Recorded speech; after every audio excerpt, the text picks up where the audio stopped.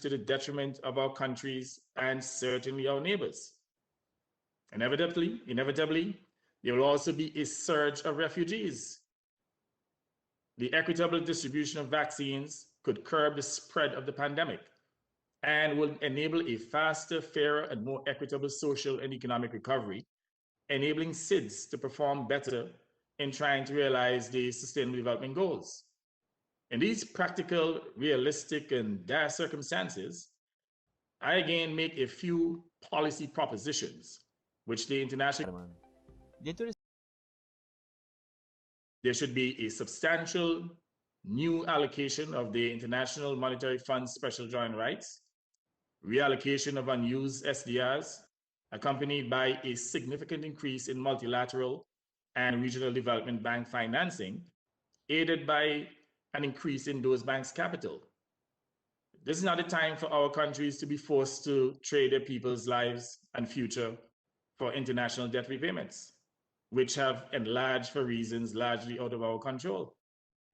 Therefore, the G20 should consider providing debt relief to emerging market and developing countries with unsustainable debt burdens so that they can secure fiscal space to combat the virus, to protect the vulnerable, and secure a green and inclusive recovery. Now, when G7 leaders meet in June, they should consider agreeing to extend the World Bank's Debt Service Suspension Initiative, the DSSI, beyond 2021, and to expand its beneficiaries to include SIDS, many of which are now no longer high or middle income countries because of the economic impact of COVID-19. The Paris Club and IFIs, as well as donor governments, should consider a waiver of this year's debt repayment for SIDS as a short-term measure, and the implementation of debt forgiveness and restructuring as part of a long-term solution.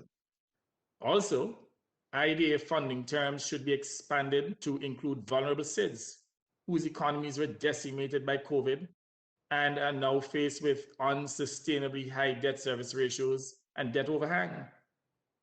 If nothing else, the brutal effects of COVID-19 on the economies of SIDS emphasizes the importance of using vulnerability as a criterion for eligibility for concessional financing and not per capita income, which has precluded vulnerable SIDS from accessing critical concessional loans and grants. The implementation of a multi-dimensional vulnerability index is an imperative and should no longer be delayed. The rubble of World War II resulted in a financial bailout of countries whose economies were decimated.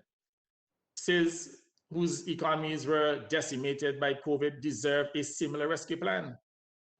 Therefore, given the practicality of innovative financing instruments such as debt swaps, hurricane clauses, risk assessment modeling, green and blue bonds, as well as sustainable infrastructure investment and resilience funds, it is important that these tools be further explored and developed as financing and recovery options for SIDS. Now, I have not exaggerated the situation in which SIDS now find themselves through no fault of their own. I mean, they did not create this or any other pandemic, yet they are among its biggest victims. They are the least contributors to the greenhouse gases that cause climate change, yet they are its greatest casualties. We too are important inhabitants of this planet. We too have contributed to humanity's growth and development. We too deserve equitable treatment now and in the future.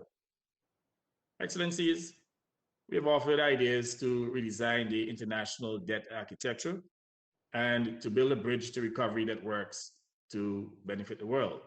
So we therefore take this opportunity to urge that these recommendations be given serious and favorable consideration.